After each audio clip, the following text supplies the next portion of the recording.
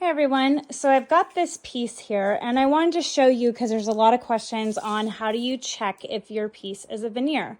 Well, there's a couple ways to check. I always like to go to the back of the piece and I always look for the line here at the top or on the sides. And as you can see here, there's this very thin line here, and that means that this piece is a veneer piece.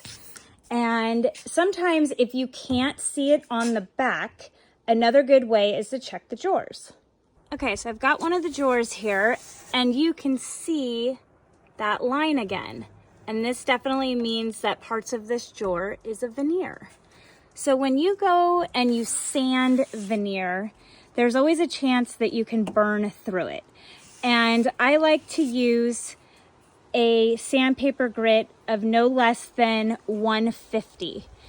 And when you do that, you always want to take your time to make sure that you're going slow and you don't have a chance of burning through that veneer.